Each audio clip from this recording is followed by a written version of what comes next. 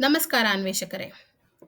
ದ್ವಾಪರ ಯುಗದ ಪ್ರಾರಂಭದಲ್ಲಿ ದೈತ್ಯರು ತಮ್ಮ ಅಟ್ಟಹಾಸವನ್ನು ಮೆರೆಯುತ್ತಾ ಅಧರ್ಮವನ್ನು ಸ್ಥಾಪಿಸುತ್ತಾ ಭೂದೇವಿಗೆ ತಾಳಲಾಗದ ಭಾರವನ್ನು ನೀಡುತ್ತಾರೆ.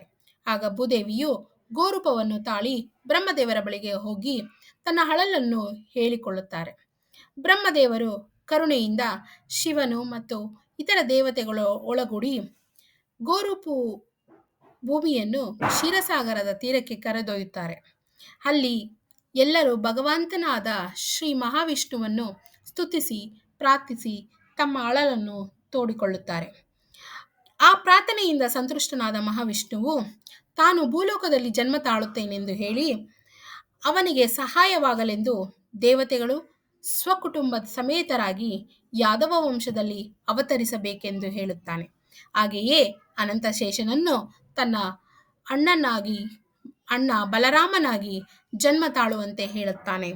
ತನ್ನದೇ ಆದ ಶಕ್ತಿಯಾದ ಯೋಗ ಮಾಯೆಯನ್ನು ಯಶೋದೆಯ ಗರ್ಭ ಧರಿಸಬೇಕಾಗಿ ಹೇಳುತ್ತಾನೆ.